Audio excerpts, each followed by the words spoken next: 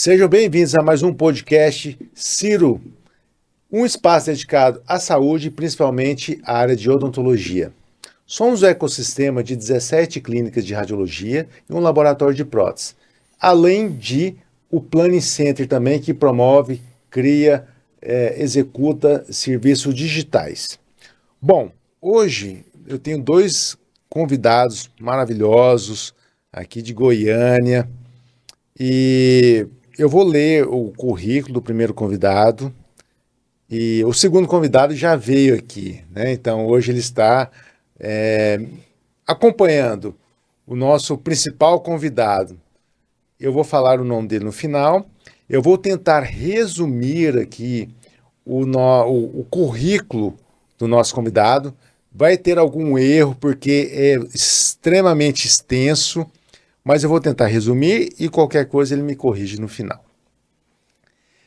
Ele é formado na Faculdade João Prudente em 83, especialista pela BO em endodontia 86, 87, fez mestrado na Universidade Federal de Pelotas de 88 a 90, doutorado pela USP, é doutor, e ingressou na UFG e continua hoje como o chefe lá da cadeira de endodontia desde 93.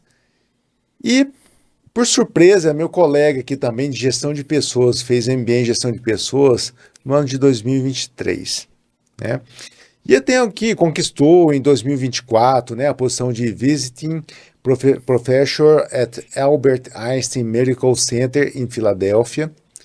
Também foi recebido como Visiting Professor at the University of Texas em Health at San Antonio, agora em 2024. É autor de 15 livros didáticos de odontologia, sendo 2 traduzidos no espanhol e 1 para o inglês.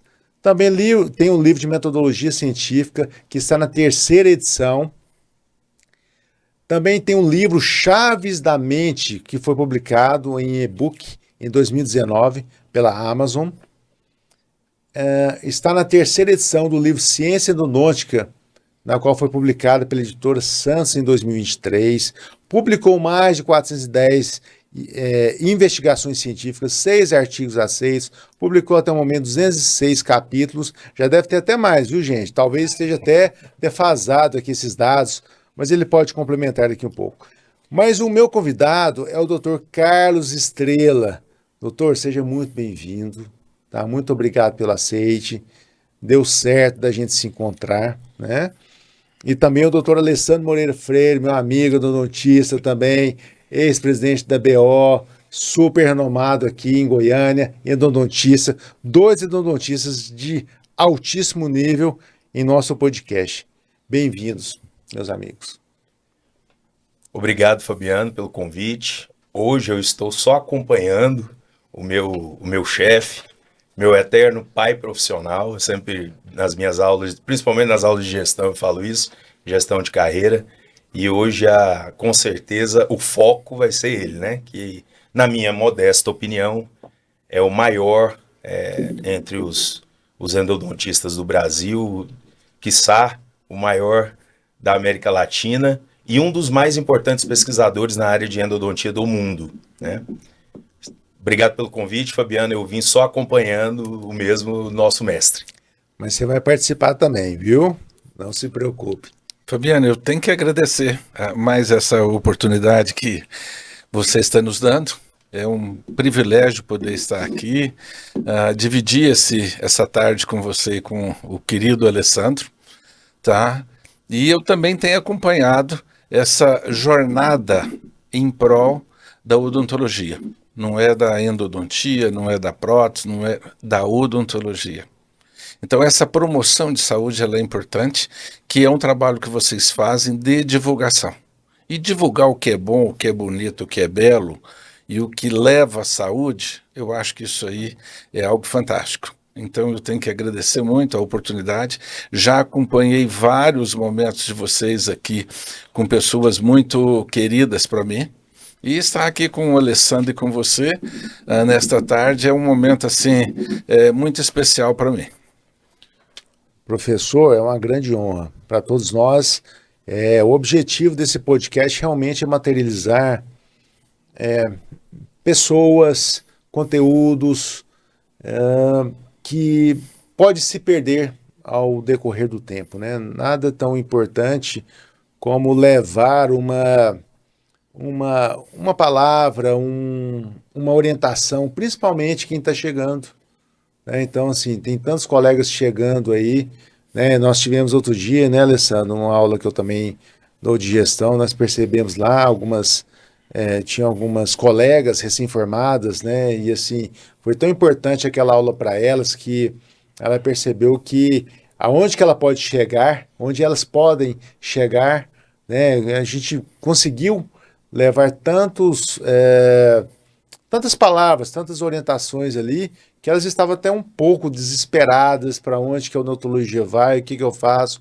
Não, eu sou de uma geração muito imediatista, né? E nós sabemos que a ciência não dá saltos, né? A profissão não dá saltos, e foi muito importante, e é muito importante esse espaço para isso, para a gente registrar pessoas tão importantes como vocês. Bom, o tema é extenso, mas eu gostaria de começar perguntando se você se sente mais à vontade de ser chamado de doutor, de professor ou de cientista. Fabiano, eu me sinto à vontade sendo chamado de Carlos Carlos. Estrela. Tá? Então, ótimo. Eu fico bem mais à vontade do que qualquer predicado desse aí. Uhum. Não disse inicialmente, parabéns pela iniciativa, porque nós não podemos perder parte da história. E muitas vezes existe a história e a história da história. Isso foi um dado que eu coloquei em uma das edições do livro de metodologia. Aquilo que é contado e o que é contado do que foi contado. E boa parte da historicidade nossa no Brasil, de repente ela se perde. E hoje nós temos essa oportunidade, e essa iniciativa ela é fantástica dentro do que vocês estão desenvolvendo. Não só para os profissionais também, eu fico assim, às vezes, viajando, pensa daqui, seu tataraneto, 4, 5 gerações lá para frente, ele te vendo, né? Uma forma dele te ver, olha como é que era meu tataravô, olha, nossa, eu pareço com ele, olha meu cabelo, olha como é que ele fala, eu sou assim também, olha como ele era. Então, assim, tem esse fator familiar também que acho que fica para a eternidade também, não só para nós cirurgiões dentistas ou da área de saúde, né? Então, acho que nós já gravamos mais de 60 episódios aqui, Dr. Gersinei lá da faculdade também, né?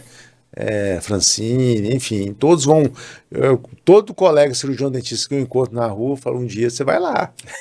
Não pode ser amanhã, semana que vem, ano que vem, mas a gente quer entrevistar todos, quem pode contribuir aqui, né, para a odontologia, né, para a comunidade também, para a população. O doutor Elis Mauro veio aqui, esclareceu de uma forma tão simplista, né, a questão do câncer bucal, aonde procurar, quem tem uma dificuldade, né?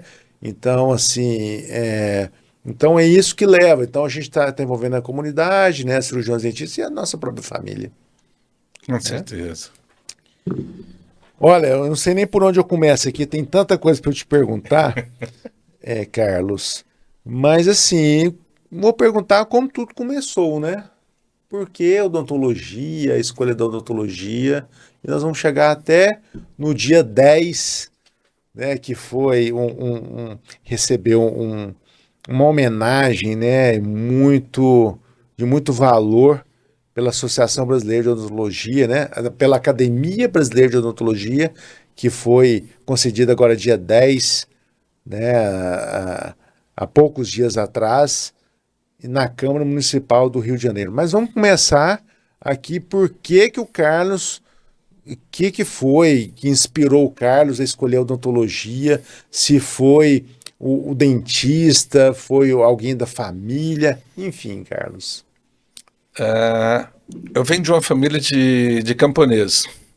Meu pai toda a vida trabalhou com fazenda, trabalhou com terra, né? E nós temos um tio que puxou todo mundo. Ele fez odontologia e foi muito bem sucedido. Então muitos sobrinhos acompanhavam, porque ele tinha uma ligação muito grande com a família, ele se preocupava muito com a família. E ele, muito bem sucedido, ele ajudou todos da família, não foram só os irmãos, ajudou os sobrinhos, e ele acabou sendo um referencial para nós, nesse primeiro momento, escolhermos, né, essa profissão. E voltaria e faria tudo novamente? Sim. Haja visto, eu tenho um filho, né, dos 4, um é dentista. Então, para mim foi uma profissão, é uma profissão importante, foi uma escolha acertada. Eu adoro o que eu faço, eu gosto do que eu faço. Para você ser bem sucedido, você tem que ter uma empatia muito grande, uma sintonia muito grande com o que você faz. Isso aí é um pré-requisito, tá? E seguindo esse tio Neme da Silveira, tá? Foi a opção fazer odontologia. Esse tio seu ainda está nativo até hoje? Não, mais de 50 anos de profissão, ele está vivo, mas não está nativo. Como é que ele chama, Carlos? Neme da Silveira. Tá. Dentista de Brasília, atuou em Brasília muitos anos. Foi para lá quando surgiu Brasília. Tá. Aqui em Goiânia nunca atuou, não, Não, né? só em Brasília. Tá. Ok. E foi uma referência para toda a família. Tá, mas assim, o Carlos que escolheu lá, devido ao tio, imaginava que estaria recebendo há 2, 3 dias atrás aí essa homenagem ali no Rio de Janeiro? Fabiano, não. Eu sempre tentei buscar, tá? Uma coisa até que em um dos livros eu coloquei, tá? Às vezes a necessidade te leva a alguns rumos e você buscar direção, tá? E eu tinha uma chance de sobressair na profissão. Eu falei, eu preciso sobressair na profissão. Essa era a meta, o objetivo? Toda a vida foi a meta minha. Então eu trabalhei muito com meta desde a graduação. Eu falei, eu preciso sobressair. Haja visto, eu tive num congresso em 81, foi o primeiro congresso da ABO aqui em Goiânia, em 1981, antes era jornada, e eu assisti um curso do professor Holland com o professor Valdir de Souza. Lá, aluno de graduação, eu falei, você é amigo desses dois aí. Queridas pessoas, muito amigos, eles endossaram parte do que eu fiz nessa jornada. Então, assim, se eu for trabalhar aqui, chamar a atenção de tantas pessoas que estiveram comigo nessa jornada, certamente eu vou esquecer o nome de alguns. Mas eles me marcaram nesse momento, como tantos outros, inúmeros. 81 você estava como estudante. Como estudante. E eles tinham assim, uma diferença de idade de quanto, assim, de 20, 30 anos na frente, assim? Uns 15 anos, né, chefe? Não, muito mais. Mais, né? Mais de 20 anos. Mais de 20? Mais de 20 anos. Aham. Eu era aluno de graduação. Quando eu vi, eu falei, eu vou ser amigo deles um dia. E graças a Deus eu consegui ser. E antes de você, assim, desde já pegando o Carlos Pessoa e não profissional, você sempre foi determinado, assim, desde pequeno, assim, para ter essa conduta nessa idade, de falar assim, onde que eu quero chegar, eu tenho que ser bem sucedido, eu quero ser amigo dele. Você sempre foi, assim, desde criança, muito estudioso, muito dedicado, muito determinado, assim? Fabiano, eu tinha uma necessidade. Certo. E essa necessidade te leva a alcançar alguns pontos. Certo. Um ponto, toda a vida eu gostei de ler. E graças a Deus os meus filhos também têm esse hábito de leitura. E isso faz diferença. Tá? Isso te dá uma outra percepção de universo. Então, para você poder escrever, você tem que ler. Você ser autor, você tem que ler autores, e bons autores. Então, como eu adquiri o hábito de leitura antes da graduação, isso colaborou muito. Não só com vocabulário, com português, mas também em termos de raciocínio e interpretação, que eu acho que é algo fundamental hoje. E também na comunicação. Eu acho que um ponto fundamental que nós temos hoje em todas as profissões, não é odontologia, chama-se comunicação. E isso me deu uma sustentabilidade, embora eu era continuo ainda muito tímido, sabe? Eu me sinto tímido às vezes, Certo. né? Mas me favoreceu muito. 2012, Fabiano, quando eu comecei o mestrado, eu fui apresentar um trabalho, né, para o chefe. Aí ele falou assim, você precisa fazer a nossa disciplina aqui do mestrado de sala de aula e oratória. Essa disciplina no mestrado mudou a forma de eu conversar com as pessoas, a forma de eu entender o que as pessoas querem te passar. Para você ter uma ideia, eu precisava para a grade científica, lá para a matéria em si, para a disciplina, para você ter no seu, né, na matriz do mestrado, precisava você fazer uma vez. Eu fiz 3 vezes. O quão importante é a comunicação em tudo que você faz na vida. E isso eu aprendi com ele. Desde essa época, meu filho, você precisa saber comunicar com todo mundo. Desde o seu paciente, que entra lá, que está precisando de você, que está com dor, que tem uma necessidade, seja ela uma restauração, seja ela um tratamento de canal, a extração de um siso, você precisa saber se comunicar, porque você precisa passar para ele o que você vai fazer, qual que é a necessidade que ele tem e, principalmente, mostrar para ele a importância daquele procedimento para ele te pagar. Então, é o seu trabalho, você vive daquilo. E a comunicação é fundamental para que você seja um profissional de excelência. E ele foi o primeiro que me ensinou isso. É a solução e o problema, né? Entre o ser humano. A comunicação, né? As empresas, qual que é o desafio da empresa? É a comunicação. É a comunicação. E hoje, às vezes o pessoal até confunde comunicação com oratória. A oratória está dentro da comunicação. Mas o fato de você ser entendido e querer se transformar e transformar os outros, você tem que saber comunicar. E hoje, talvez uma deficiência que a gente tem nas organizações, além de gestão, e você sabe bem disso, né, chama-se comunicação. Em todos os segmentos. Uma comunicação assertiva, uma comunicação que traga soluções. Porque problema todo mundo sabe. Mas uma comunicação realmente que seja eficaz, clara. Mesmo tendo todos esses pré-requisitos da comunicação, e é o que o outro entende, né? Exatamente. Exatamente. Muitas vezes, assim, num feedback ou numa conversa que a pessoa tem que entender, eu tenho o hábito, né, de perguntar para a pessoa, o que você entendeu? Eu falei... Isso faz parte da comunicação assertiva. O que você fala? O que você entendeu? Aí, às vezes a pessoa fala, entendeu nada a ver. Então, peraí, deixa eu mudar a rota aqui para ver se você entende. Perfeito. E perguntar de novo, né? Porque a comunicação é o que o outro entende, né? É o que você fala. Você fala e fala assim, eu falei muito bem, claramente, falei para mim, né? Mas o que o outro entendeu? Claro. Né? Com certeza.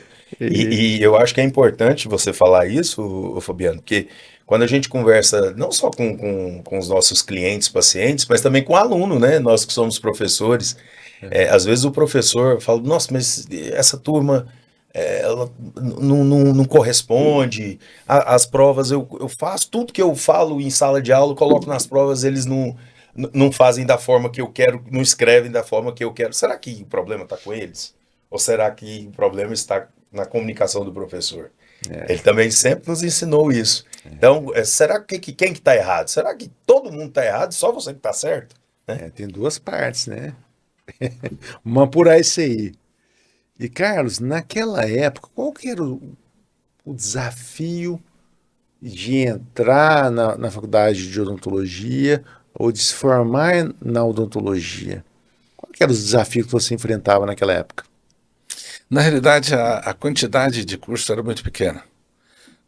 Quando nós formamos, você tinha um período intertício para você poder fazer especialização, você tinha que ter um interstício do CRO. Então, você tinha esse primeiro desafio e também o número de cursos era muito pequeno. Tá? E nós não tínhamos aqui no estado de Goiás contemplando todas as especialidades. Às vezes você tinha que sair daqui. Então nós tínhamos em endodontia 2 mestrados no Brasil. Um em Pelotas, outro em Bauru.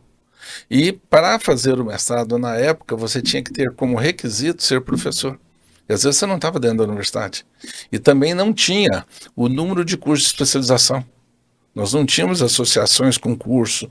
E mesmo dentro das próprias universidades, nós não tinha essa oferta que tem hoje em termos de lato sensu. Então, esse foi o primeiro desafio. Você aprender a profissão. Eu sempre falo para os meus filhos, aprenda a profissão. Aprenda a especialidade que você quer seguir. É o básico. Depois você avança nela. Porque essa educação permanente, ainda mais nesse mundo globalizado que nós estamos, num mundo digitalizado que nós estamos, num mundo em que a IA ela vem acelerando vários processos em termos de informação, nós precisamos manter atualizado sempre. Não é uma necessidade mais de falar assim, antes a gente tinha um ciclo de vida corporativo de 60 anos, no século 20, 21, passou para 20 anos. Hoje, o ciclo de vida corporativo seu, se falar assim, a minha carreira, não a minha profissão, a minha jornada, esse ciclo diminuiu. Eu tenho que estar atualizado. Não é a cada 5 anos, não é a cada 2 anos. Anualmente eu preciso reciclar. Em função do número e da velocidade de boas informações, porque também eu tenho que ter um filtro. Porque às vezes esse excesso também começa a ter informações que não são tão valiosas. Então nós também temos que ter esse filtro. Então, isso nos levou a buscar, falar, eu preciso melhorar, eu preciso melhorar. É aquela expressão, né? Long life learning, né? Então você vai passar a vida inteira estudando, acabou um curso, entra no outro curso, e se atualizando, e Exatamente assim. isso. É assim. E também você falou do ciclo, né? Eu recordo na época do meu pai, assim, e eu recordo que na época que as condições físicas, né, até da odontologia, assim, o endodontista, não, vai ficar, trabalha só os 20, 30 anos aí, não aguenta, a coluna não aguenta, a visão não aguenta, né? E isso, a qualidade de vida, o que aconteceu? Prolongou a jornada, né, de vida profissional dos colegas aqui, né? Outro dia veio a Beatriz, veio a Rose aqui, poxa, estão super bem, 40, 50 anos de profissão e vai continuar. Então o cirurgião dentista vai continuar. E isso impactou muito também na comunidade odontológica, no mercado de trabalho odontológico. O que acontece? Então tem novos colegas entrando na profissão, muita gente não está aposentando, então está havendo um inchaço enorme, né, de profissionais da odontologia, da medicina também, né? Nós sabemos hoje que aí a média aí está um dentista, né, para cada 500, que é para a população de 500 pessoas, né? Então isso vai diminuir cada vez mais, porque as pessoas estão trabalhando mais, se alongando. Então a gente está vivendo um momento conturbado, né, profissionalmente, em todas as profissões. Você deve estar vendo lá no seu curso de IA, né, que também está tendo um impacto muito grande nas faculdades, porque essa geração Z, com a inteligência artificial, não está querendo estudar. Fala assim, não, tá tudo, é só perguntar aqui, eu tenho resposta para tudo. Para que eu vou fazer faculdade? Não tá vendo esse movimento, Carlos? Do pessoal que você falou aí, que está com 40, 50 anos, estou chegando a 43, tá?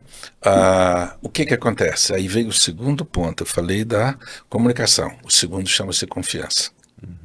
Você entra para resolver um ponto, um problema, com maior confiança.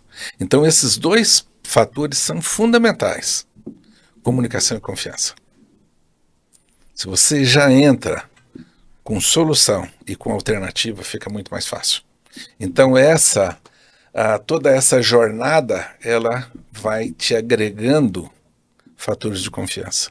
Isso facilita você resolver com maior facilidade, com uma maior eficiência, os problemas que vão surgindo. Não quer dizer que você tem solução para tudo, mas pelo menos você tem um poder maior de previsibilidade. E isso é fundamental. Tá? E aí você ganha isso com experiência também, né, chefe? A experiência de anos que a gente tem aí na profissão e aprender a especialidade, aprender a profissão, né?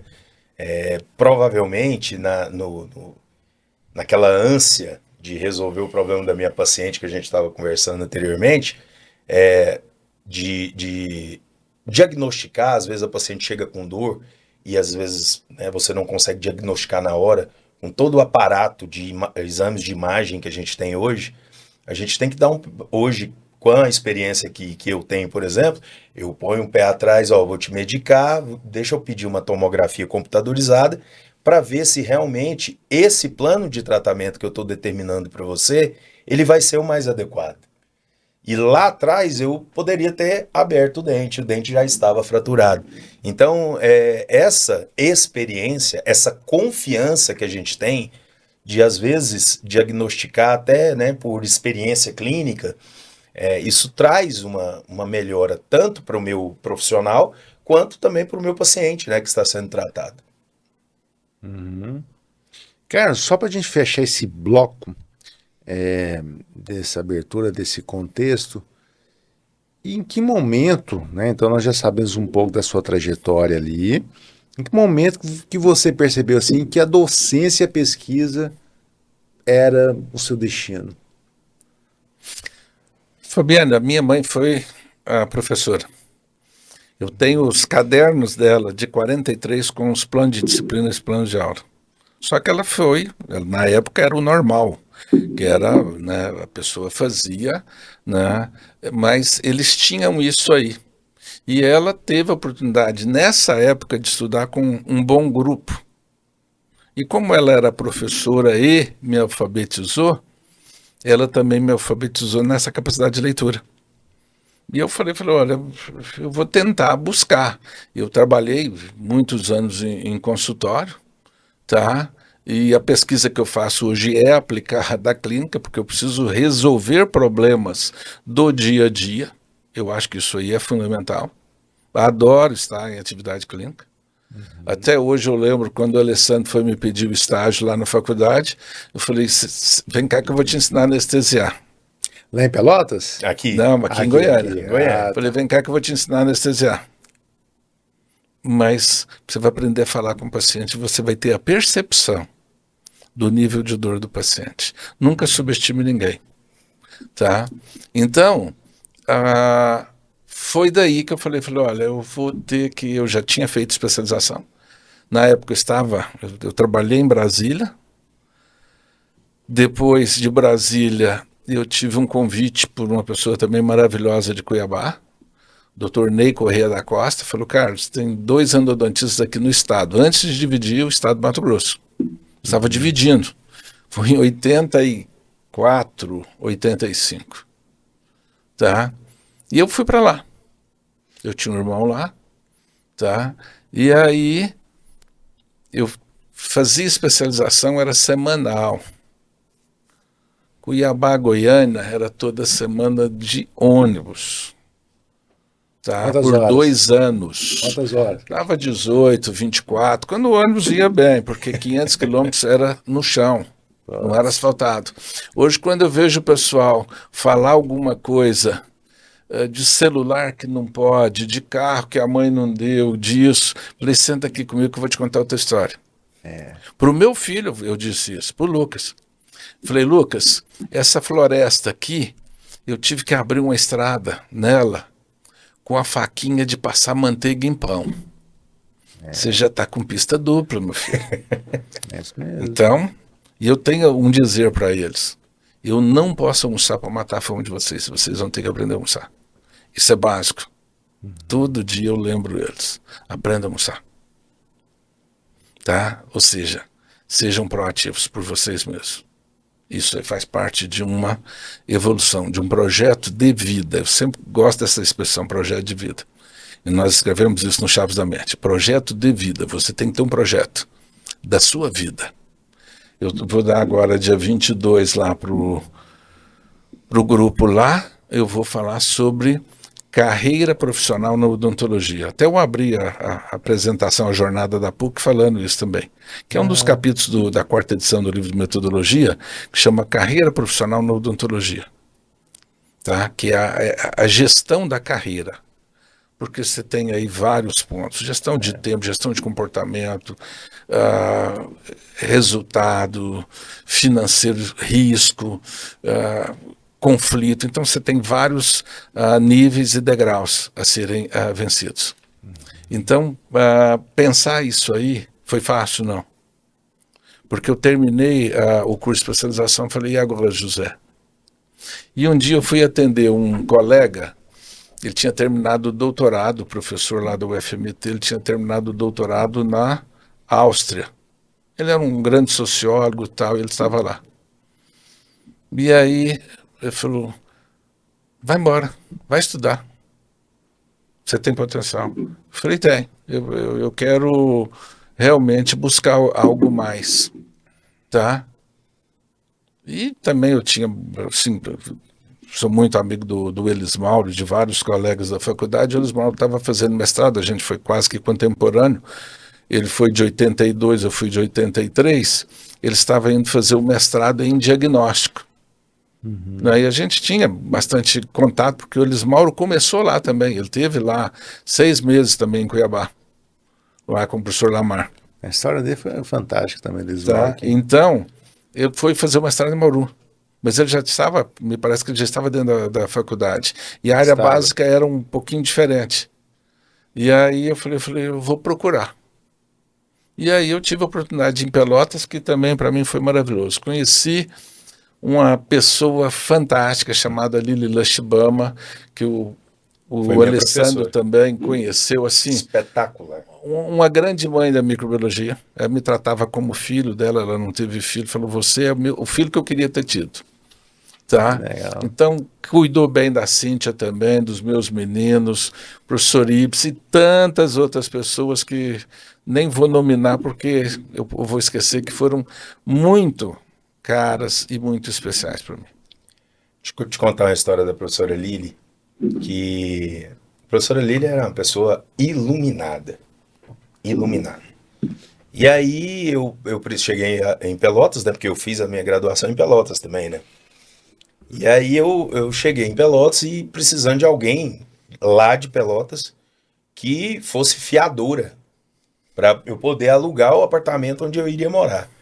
E aí eu conversando com os meninos que já estavam lá, aí alguém me falou, conversa com a professora Lili. Eu falei, mas gente, eu não conheço a professora Lili. Aí fui pesquisar, a professora Lili vai ser minha professora no 3º período, eu estou no 1º. Não, mas conversa com ela. Normalmente, todos os goianos, ela é fiadora. Ela pede o telefone do pai, liga pro pai e ela normalmente ela assina lá o contrato de como fiadora. Aí eu fui conversar com a professora Lili.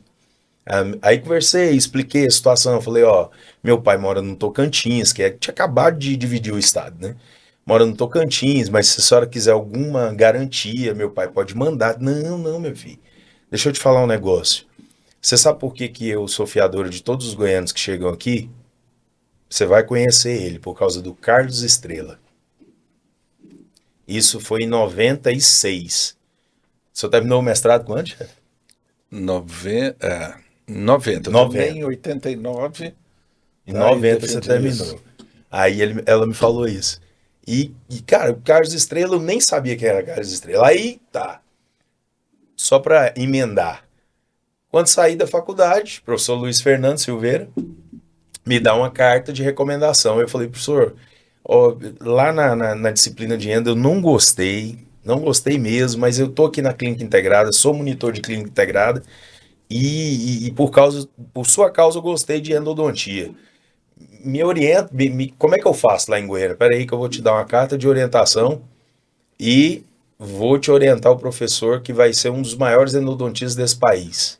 Professor Carlos Estrela, lá da Universidade Federal de Goiás. Eu falei, mas não é possível, esse Carlos Estrela tá chegando demais na minha vida. Como é que pode, né? Coisa de Deus isso. E aí eu cheguei com a carta de recomendação, encontrei o professor Carlos nas escadarias ali da Faculdade de Odontologia. Foi quando eu pedi para ser estagiário dele em 2000. Finalzinho de 2000, foi quando eu formei.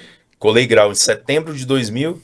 Aí, final outubro, novembro, ele, vai ter uma prova para estagiário para o ano que vem. Você esteja pronto, vem fazer a prova. E se você passar, tá tudo certo. Aí eu passei na prova. E aí, desde então, desde 2001, eu tô com o chefe aí até hoje. Acho legal ele te chamar de chefe aqui, uma forma carinhosa. Né? Não, eles são. Isso, eu tenho uma coisa assim que me deixa muito confortável e alegre, Fabiano. Eu digo que a ambiência nossa ali é maravilhosa. Não tem nenhum ruído nas relações que nós temos hoje ali dentro da disciplina, dentro do grupo que a gente trabalha ali. Assim, a respeitabilidade em todos os níveis, com todos, é maravilhosa. Sem egocentrismo, né, chefe? Não tem nada. Existe, assim, e o que um pode ajudar o outro, não tem assim, vou fazer assim, nada, não tem ruído. E isso é o que te mantém ali estimulado a estar ali com eles. A gente tem prazer de falar assim, eu tenho prazer de ir trabalhar porque eu vou encontrar essas pessoas. Então, é totalmente diferente. A gente não está indo para um local e falar, hoje eu vou ter que encontrar. Não. Nós temos prazer de estarmos juntos. Eu vou abrir um parênteses aqui, que às vezes a gente fala da professora Lili. Ela traduziu o primeiro livro de microbiologia do Otto Beer. Ela fez 4 a 6 anos no Forsyth, que é o núcleo de pesquisa da Universidade de Harvard, em Boston. Tá? Então, ela me formou dentro da microbiologia, como também a Cíntia. Então, assim, foi fantástico a professora Lili. Não só como pessoa, mas como cientista, e ela tinha princípios. E hoje as pessoas precisam ter esses princípios. Nada se constrói sem os princípios que ela nos deixou como legado. Uma pessoa assim, e inteligente. Porque às vezes a pessoa tem conhecimento, mas não tem sabedoria. Ela tinha os dois. É verdade. Eu sempre falo isso. Até falei isso numa palestra agora há pouco. Eu falei, eu conheço muita gente que tem conhecimento, mas não tem sabedoria. Sabedoria não tem grau acadêmico para ele. Tá? Tem alguns que tem, mas tem outros que não. Ela tinha sabedoria. Tá? Um conhecimento tácito, né? Vivencial, e assim, de uma riqueza. Eu sempre falava para ela, a senhora é graciosa. Eu gostava de usar esse termo, que uma vez ela tinha sempre um termo que falava assim, esse aqui é especial dela. Então lembro com muito carinho ela. O meu orientador de lá, quem que abre conta num banco? Ele abriu uma conta num banco para mim. Tinha família dele, falou, não, vem cá. Já que eu não tenho bolsa aqui para te dar, eu vou abrir uma conta aqui para você. Ele abriu uma conta no Itaú para mim. Para o CIPS. Pode, você tem tanto por mês para você poder pagar o que você tem aí. Então, assim, era um outro mundo. Generosidade, né? Não. Respeito, generosidade, carinho, né? confiança. Né? E ele que me levou para São Paulo. Né? Também para eu entrar lá também não foi fácil. O professor Ibsen falou, você vai entrar onde você quiser, mas eu vou te pôr com as pessoas que você precisa estar. Então, assim, eu tenho muitas pessoas, que foram assim muito valiosas. E como você passou por diversas universidades de excelência, né? USP, Pelotas, UFG. Como é que essas experiências, quais experiências mais moldaram a sua visão de ensino? Eu entendo a universidade como um universo, e o universo não tem fim. Ele é infinito. Hoje, até no livro de Chaves da Mente, eu não coloquei universo. Não existe universo, existe multiverso. Existem vários universos paralelos. Os maiores cientistas acreditam que nós não temos 5% de conhecimento do universo. Nós estamos engatinhando, e isso, na minha percepção hoje de vida, eu não entendo o tempo, eu só entendo o espaço. A minha concepção é de espaço, não é de tempo mais. Eu sei quando o tempo foi criado. Tá? Foi antes de Cristo. Então, a minha percepção é de espaço. Então, nós ainda temos que crescer muito, evoluir muito. Tá? Então, dentro das universidades, o Brasil é jovem. Você pega uma universidade de 200 anos, pega uma universidade de 300 anos. Eu conheci biblioteca, eu pego a biblioteca da UNAM no México, mais de 100 anos de biblioteca, a biblioteca de Oxford, a biblioteca do Instituto de Química na USP, a biblioteca que eu fui agora lá em Toronto, algo assim, de sonho. Eu falei, eu não estou acreditando que eu estou dentro de uma biblioteca. E hoje eu pergunto, qual é o hábito de leitura? Não dos meus alunos. Qual é o hábito de leitura da população, dos professores? Qual que é o tempo que ele tem dedicado para ele também se aperfeiçoar? Se ele não, o meu aluno não. Se ele sim, alguns alunos sim. Então, é uma reflexão que eu faço, chamando a atenção. Nós precisamos resgatar. Indiferente de você fazer leitura digital, não precisa do livro físico mais, tem várias outras formas. Mas eu acho que eu não posso parar aí. Eu tenho que manter isso vivo. Tá? Então, dentro desse contexto, isso aí me mostrou uma outra percepção. E eu sou muito grato à endodontia. Eu conheci o Brasil em todo. Onde você falar, aqui no Brasil eu tenho amigos, fora do Brasil também. Do Uruguai até o México. O México eu já fui 35 vezes. Eu estou indo agora, o mês que vem, mais em 2 lugares lá. Tá? Mais 2 vezes. Então, assim, amizade de 30 anos, de 35 anos. Fui lá a primeira vez em 96. Tá? Então, assim, me deu uma noção do que eu preciso fazer para melhorar o contexto da minha sociedade local. E às vezes você melhora porque o processo às vezes é vertical, não é horizontal. Isso é um desafio nosso. Porque quando você fala assim, eu posso mudar, você tem que mudar. Você tem que ser um agente de transformação. Mas para você transformar, você tem que se transformar também. Então, é um desafio que nós ainda vamos ter nas novas gerações. Não que seja um defeito, pelo contrário. As formas de comunicação aproximou os homens. Eu falo com qualquer um aqui, a distância de 1.000 quilômetros, 8.000 quilômetros, isso não tem mais distância. Aplanou. Né? Agora, também leva um vício. 9 horas por dia você acessa seu celular. Você acessa seu celular por dia, às vezes 250 vezes, que hoje é a média. A última aula que nós tivemos agora no gestão de negócios, 9 horas por dia. E você ainda dorme com ele debaixo do seu travesseiro. Então, assim, a necessidade ou não, nossa, aqui no nosso país, é muito grande. Em outros países, o pessoal está trabalhando um pouco mais educadamente nisso aí. Então, nós precisamos moldar. Eu valorizo muito a leitura e esse processo de aprendizagem permanente. E o que significou conquistar a livre docência e se tornar professor titular ainda na década de 1990?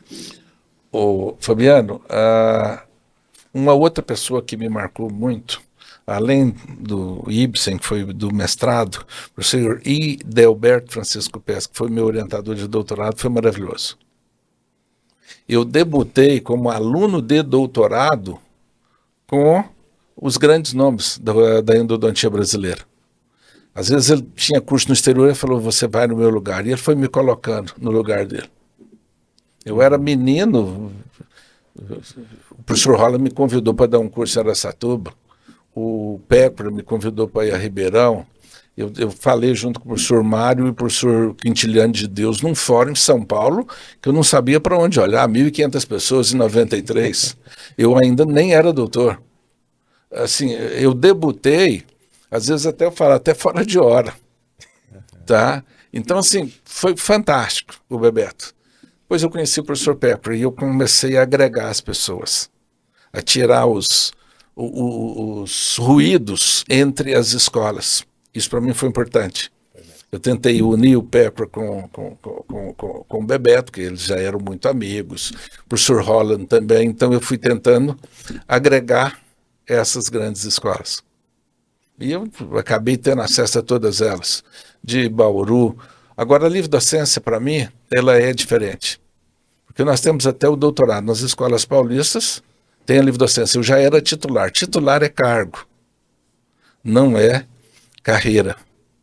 E o professor Pepper falou, olha, eu tenho uma vaga aqui e você pode tentar solicitar a livre docência. Isso foi em 96, aí eu prestei em 97.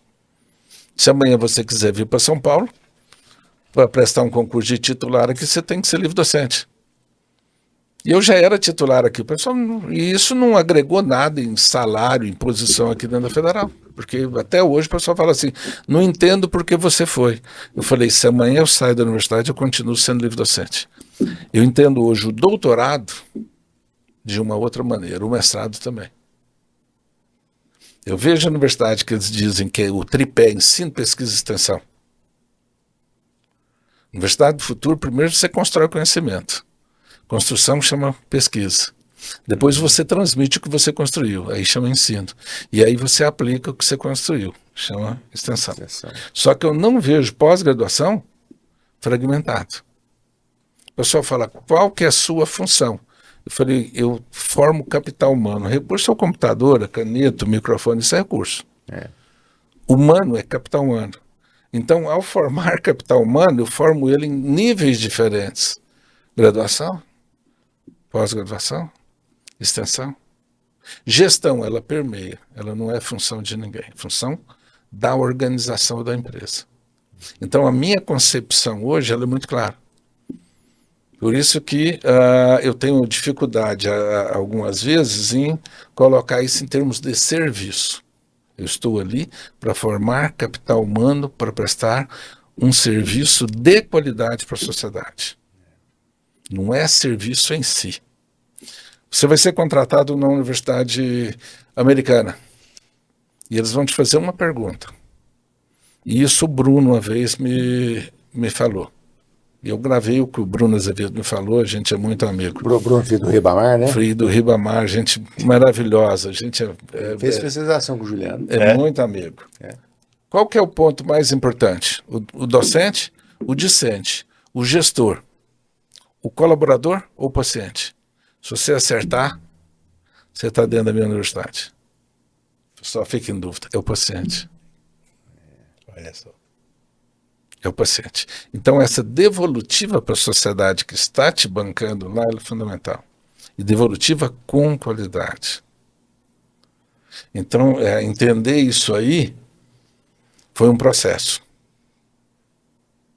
Tá? Então, assim, muitas pessoas cultas, o professor Pecro, o Bebeto, e também em outras instâncias, trabalhei com outras pessoas agora, mais recentemente também, que me permitiram entender muita coisa desse sistema educacional. Entendi. Carlos, vamos falar um pouco agora da evolução da endodontia. E hoje o grupo lá de vocês são quantos? na endodontia? Professores, 8, 9 com chefe. 9.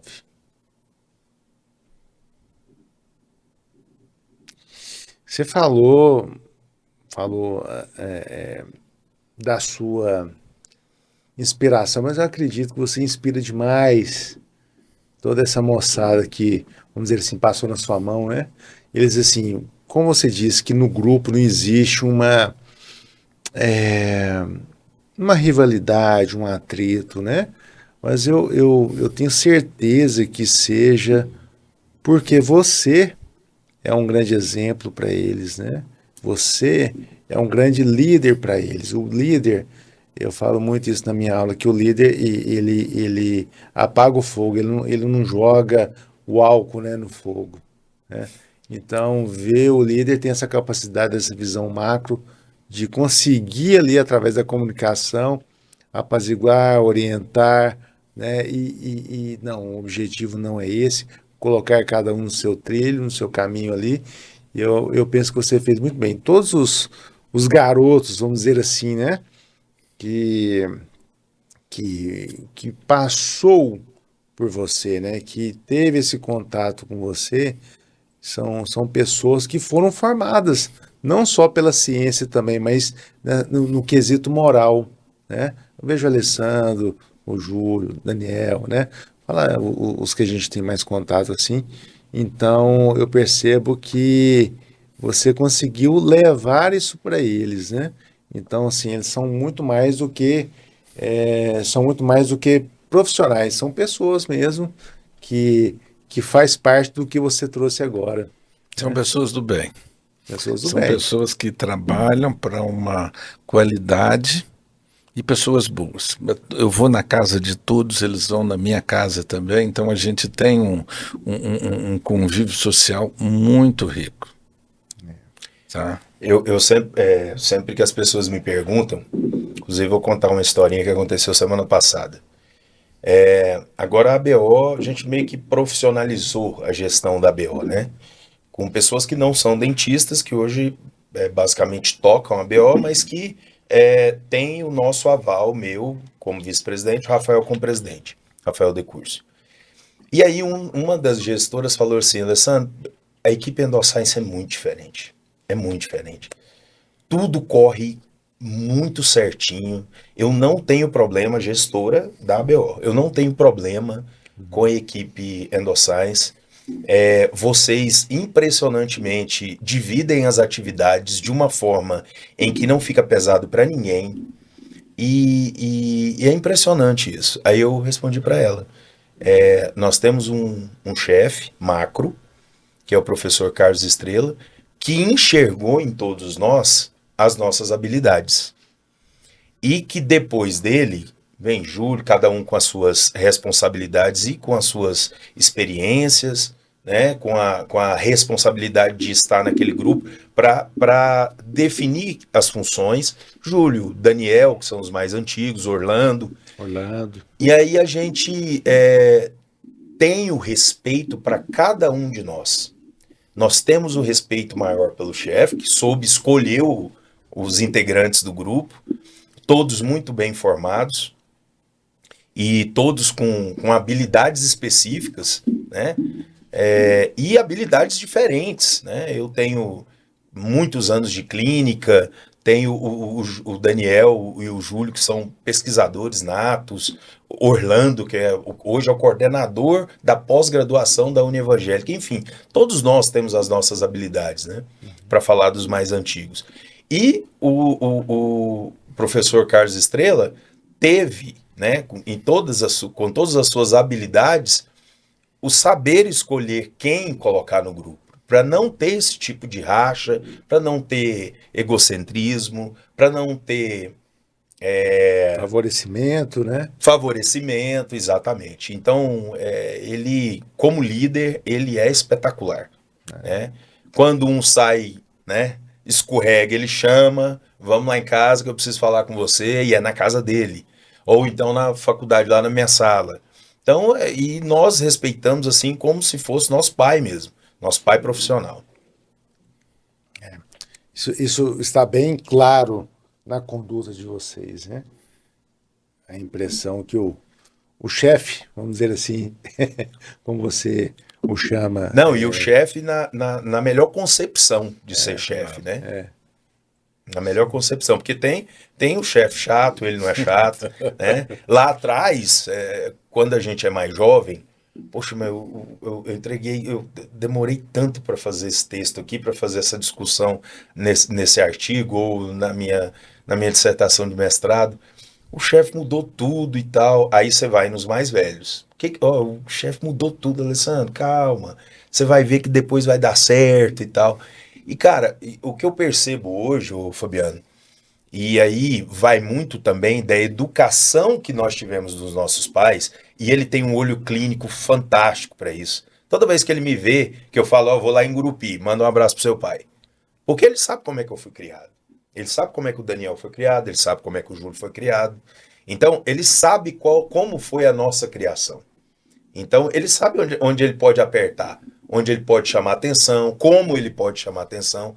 E isso é muito dele. E isso é único, né? E de entender cada perfil de vocês, Exatamente. né? Para um fala de uma forma, para outro fala de outra forma. Né? Perfeito. Carlos, agora a Ciro tem uma honra, né, de compartilhar juntamente com você, com a equipe, com a sua equipe, lá em 2007, quando a gente trouxe aquele primeiro tomógrafo, né, o iCat, né, que nós nos reunimos ali no final de tarde para acertar os detalhes, né, para começar aquela pesquisa ali que mudou a endodontia. Você poderia comentar como é que foi isso, né, a chegada desse recurso, dessa ferramenta para a endodontia aqui em nossa cidade, né? O Fabiano, foi extremamente importante, porque não foi apenas uma colaboração.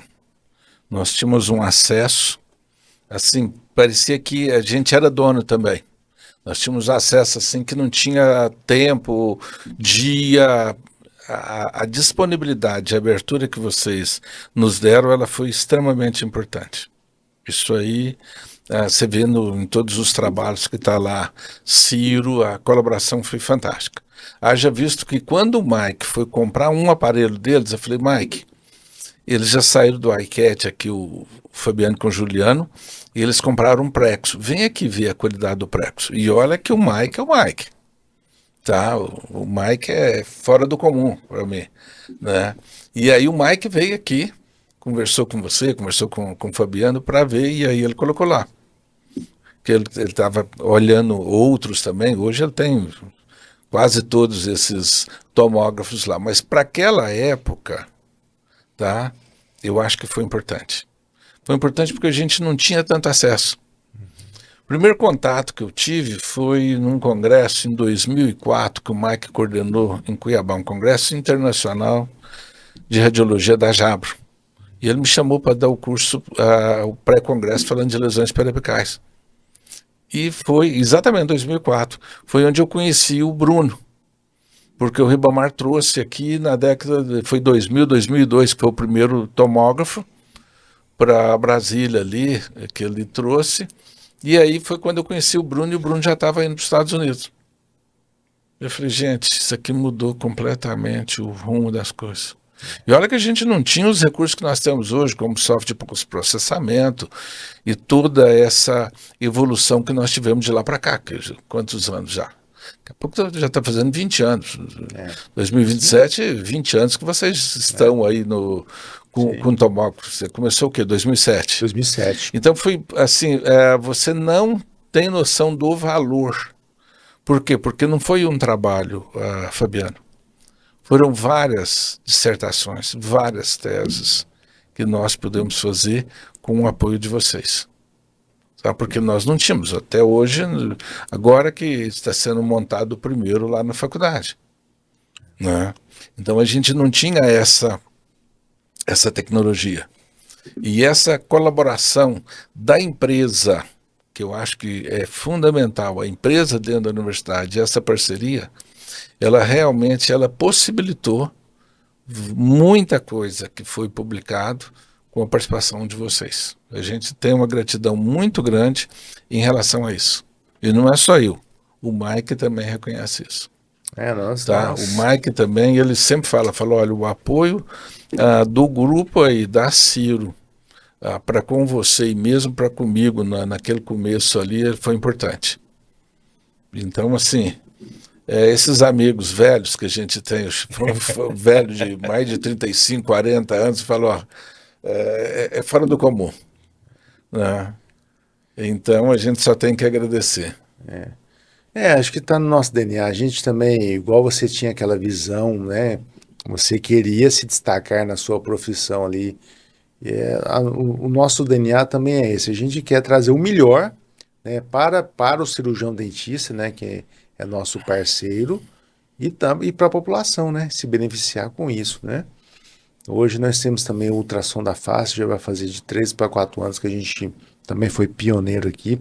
O Prexo também nós somos pioneiros, né, acho que foi 2011 o primeiro Prexo, né. 2011. Então nós compramos dois Prexos, só nós tivemos o Prexo aqui em Goiânia, né? Tivemos o Prexo, o Morita compramos esse ano também, né? Lá em Anápolis também nós temos um Prexo lá e um Morito em uma unidade só. Então, assim, a gente quer trazer o melhor de escaneamento, né? Do Planning Center, para fazer as guias cirúrgicas, né? Os endoguides, né? da vida. E agora com o ultrassom também vai avançar. Nós fizemos uma reunião com o professor agora de Harvard, eu, o Mike e ele, para nós avançarmos nessa relação da toma com o ultrassom.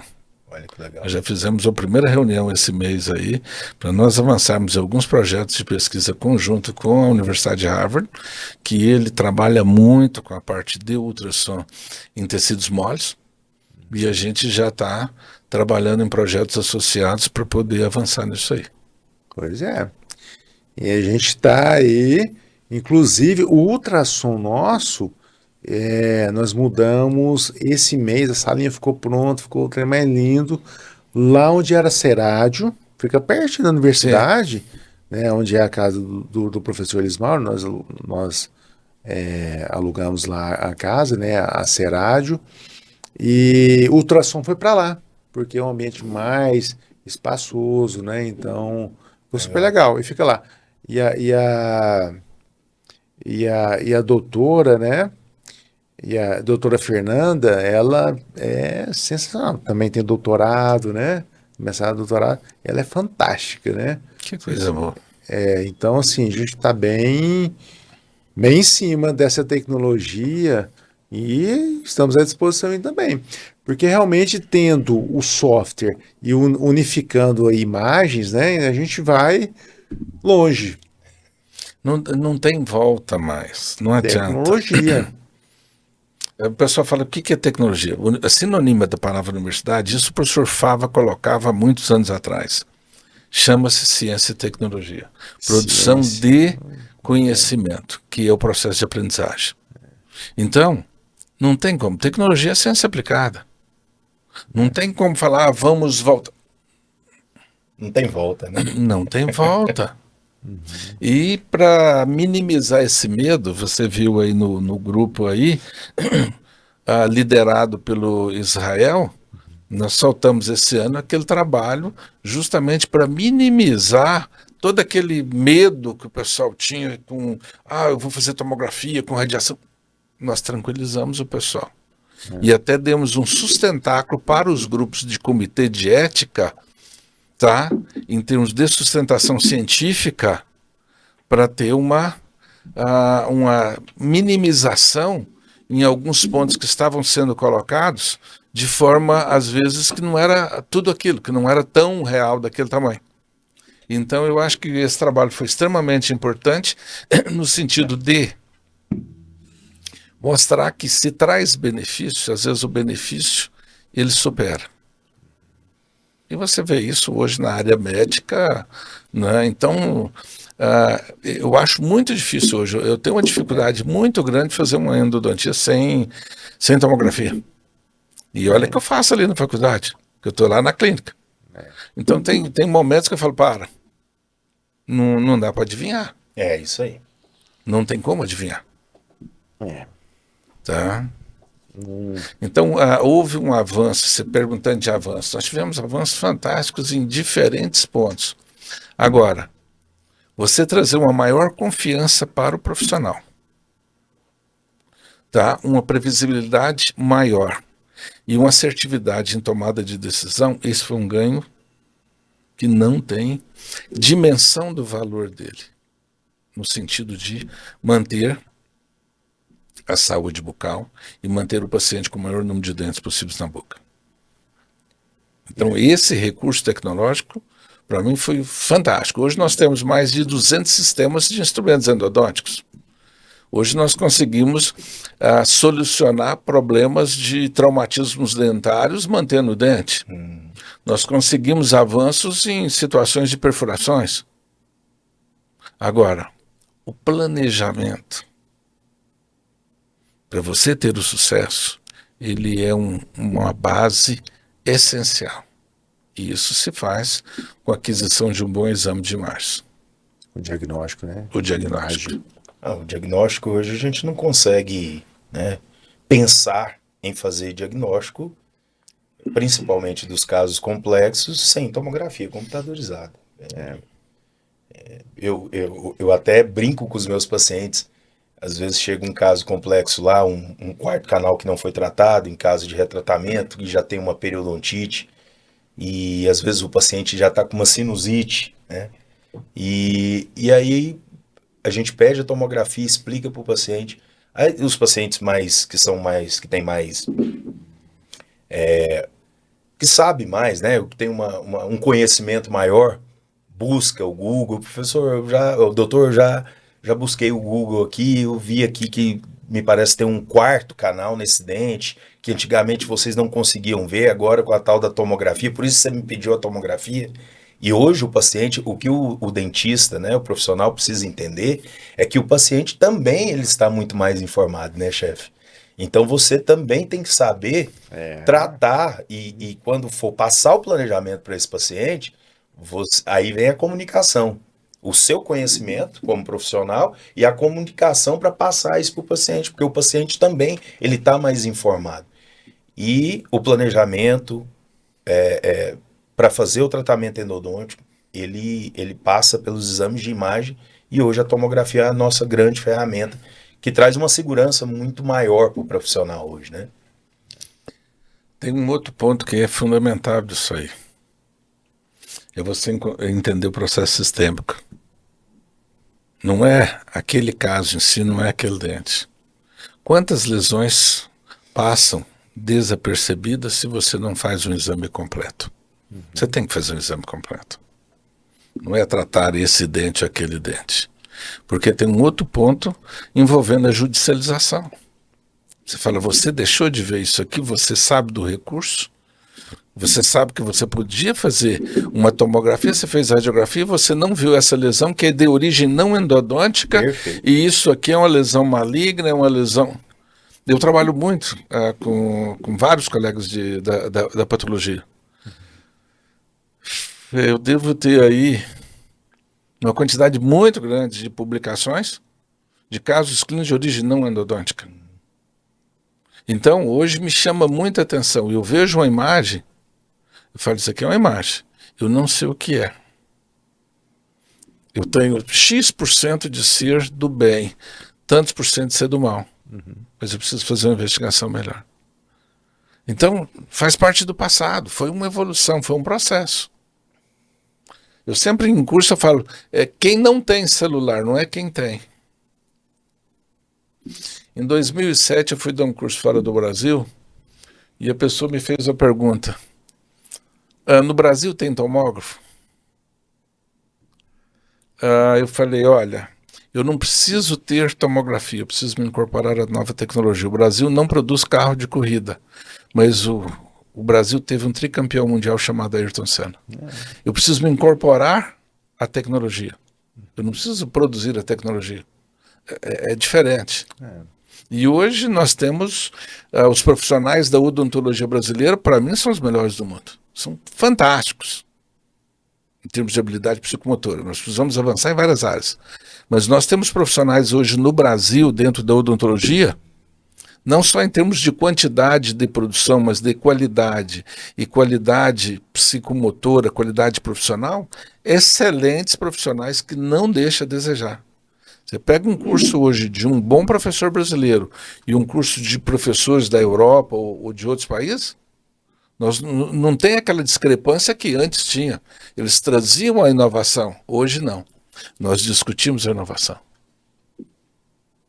E esse discutir a inovação nos colocaram também numa posição de destaque. Então, é um outro ponto que a gente tem que valorizar dentro de todo esse processo que você falou ali, de todas essas universidades que contribuíram, e também a própria globalização. Hoje você tem profissionais em todo o Brasil, profissionais altamente qualificados. Goiânia, então, hein? O tanto de profissional de mão cheia que nós temos Não, aqui. a Goiânia, olha, é exemplar a qualidade dos profissionais, tá? Que tem em Goiânia, e olha que eu tenho andado, eu conheço. É fora do comum. Nós somos referência. Somos. Tá? E não tenho dúvida. E nós somos elogiados, né? Porque a gente, lá no nosso microespaço lá da BO, a gente recebe muitos professores de fora, né? De São Paulo, do Paraná, Mato Grosso, de várias áreas do Brasil, e eles elogiam muito o profissional, o cirurgião dentista de Goiânia, o professor de Goiânia, né? As referências que a gente tem aqui, a quantidade de profissionais que você recebeu aqui no podcast, né, Fabiano? Demais, e com o currículo desses profissionais. É verdade que nós temos a odontologia goiana, ela tem que ser celebrada mesmo. Divulgada também, né? Divulgada. É que é um canal para isso também. Sim, né? com certeza. Para isso. Professor Carlos Estrela, vamos falar um pouquinho de pesquisa, inovação e ciência, já que nós tocamos nesse assunto. Olha, eu tirei da manga aqui algo que eu tenho que trazer para você sobre o NTA. Precisa saber que quando o NTA chegou no Brasil, qual que é a sua relação com odontologia e principalmente com endodontia? Olha, na década de 90, o professor Mohamed Terbinejad começou a trabalhar com isso. E foi fantástico. Ele começou a trabalhar e o professor Holland tinha um bom contato com ele, também começou a pesquisar. E eu fui para o lançamento dele em 98 na Suíça, porque ele começou a trabalhar, fez as pesquisas iniciais, publicou em 93, 95, e aí quando eu fui lá saiu um resumo em 99, mostrando que podia ser um abstract no Journal of Endodontics. E eu fui para o lançamento. Quando eu voltei, eu falei, olha, não tem como esse material estimular esse tecido de mineralização se não tiver uma participação de dois elementos que são fundamentais, o cálcio e o hidroxila. Falei, então esse material aqui tem que ter hidróxido de cálcio. Eu liguei para o professor Holland, falei, professor, eu trouxe aqui, e eu também tinha um professor de físico-química maravilhoso, embora ele da endodontia, que é um químico, né, e o químico ele sabe mesmo, que era o professor Pecro. Eu falei, professor, eu trouxe a amostra aqui, só que eu fiz aqui no laboratório, coloquei hidróxido de cálcio, coloquei o cimento de hidróxido de cálcio, coloquei o MTA e coloquei o cimento de construção. E o resultado em cima de bactéria deu igual. Testa aí em animal, em cão, em rato, e eu vou lá para Ribeirão fazer com o professor Pecro testar a parte físico-química. Quando nós usamos espectroscopia de massa, tinha um espectrofotômetro lá, nós vimos que os elementos químicos eram o mesmo. A única coisa que eles tinham feito foi acréscimo ao bismuto. E aí... Para dar radiopacidade, né, chefe? O professor Holland foi tão assim que eu falei, professor, publica do senhor primeiro, que vai dar mais ibope. Eu falei, não. Você que me mandou o seu sai primeiro e vamos publicar aqui no Brasil. O Brazilian Dental Journal foi criado pelo Pecro em 90. Esse primeiro trabalho mostrando a similaridade foi publicado em 2000. O primeiro com o MTA foi publicado em 93. Depois foi reconhecido por um trabalho publicado pelo professor Pete Ford em 2006 no International Endodont Journal, que o primeiro trabalho com a química do Portland mostrando similaridade com o MTA foi o que nós publicamos em 2000. Isso gerou muito ruído. Imagino. Por isso que eu trouxe esse tema polêmico muito, aqui. mas olha, teve tanto ruído. Para você ter uma ideia, eu levei 23 anos, só em 2023 eu voltei a publicar o cimento silicado de cálcio, mostrando o mecanismo de ação, que era o mesmo do hidróxido de cálcio, que era o mesmo do Portland. Cimento silicado de cálcio, que hoje eles obturam o canal, é o MTA, que é 75% é o cimento Portland, que é o cimento de construção. Como nós não patenteamos, eu poderia ter patenteado, mesmo sendo Portland, eu poderia ter patenteado. Como nós não fizemos isso, uma empresa montou e registrou na Anvisa e começou a comercializar. Não estava errado. Né? E hoje não tem um material hoje. Hoje o material para selar perfurações é o cimento silicado de cálcio, que é o quê? Um MTA. MTA. MTA, Foi né? fantástico, foi, porque como é que nós chegamos a isso aí? Foi porque em 94, eu levei de 88 a 94 para escrever o mecanismo de ação do hidróxido de cálcio. É que eu tinha a Lili como microbiologista, eu fiquei no Instituto de Química fazendo minha tese de doutorado em São Paulo, eu tinha a professora Lili e o Gilson. Então nós publicamos isso, eu levei 8 anos para poder montar esse quebra-cabeça. Publicamos em 94. Aí em 95 o professor Lili falou, Carlos, escreve o mecanismo. Nós publicamos isso na revista de Bauru, depois eu publiquei isso no Brasília. Ela falou, só que você publicou uma hipótese. Eu te dou no máximo 5 anos para você provar isso em tese. Falei, putz, por que eu fui entrar? Aí nós conseguimos confirmar em tese em 98 e 99. A hipótese lá do hidróxido de cálcio lá atrás. Aí em 2000 nós mostramos que praticamente era a mesma coisa. Não é isso que deu esse nível de citações que tem aí, que às vezes sai nessas análises bibliométricas aí, em termos de índice de citação. Foi interessante? Foi. Eu dei uma parada, podia continuar e ter publicado 10 mil artigos naquilo ali. Mas chega uma hora que você fala, eu quero inovar, eu quero outra coisa. Vamos adiante, isso aí eu já sei o que é. Não dá para... Carro é carro, vamos passar para o avião, vamos passar para outras coisas. É o artigo mais citado? Não. O artigo mais citado veio com a Covid. Que é o mecanismo de ação do hipoclorito, porque todas as áreas precisavam dele. Medicina, farmácia, veterinária, nutrição, todos. Na época da Covid, o mecanismo de ação do hipoclorito, publicado no Brasília Dental Journal, tinha mais de 250 citações, hoje tem 1.300 citações. Se você entra no Google Scholar, você vê lá esse número de citações. E o outro foi aquele de 2008, mostrando periapical, panorâmica e tomo, a discrepância. Eu erro 54,11% se eu fizer um diagnóstico, olhar uma lesão pela radiografia periapical. Então nós medimos o que eu errava. Então não é 5%.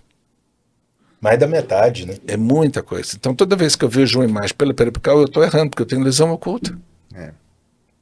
Então esse foi uma outra coisa que foi fantástica. É um divisor de águas, né? Foi um divisor de águas. Esse também, hoje só no Google Scholar eu tenho quase 1.000 citações desse artigo de 2008. E vai continuar sendo, né? Não cai de moda. Né? Alguns pontos que você estuda cai de moda. Mas tem outro ponto dentro da gestão que a gente chama de a vida útil. Eu falo, qual foi a vida útil do mestrado que eu fiz em 96? Em 86, 87, 88. Qual foi a vida útil do doutorado? Por isso que essa educação permanente é o que você falou, Fabiano. Não acaba. Long life learning. Long life learning. Então, já que você publicou assim mais de 430 artigos, né? Como é que faz para manter essa consistência de décadas? Qual que é o segredo, professor? Excelente pergunta. Olha, Fabiano, uma coisa eu fiz, eu sempre estava junto com a minha família. O que eu vou falar para os alunos agora, e o que eu escrevi, é que gestão pessoal e gestão profissional não se dissociam. Eu conheci, e eu dava muito curso, na década de 90, eu dividia o palco com os colegas da dentística que estavam ali no auge ali.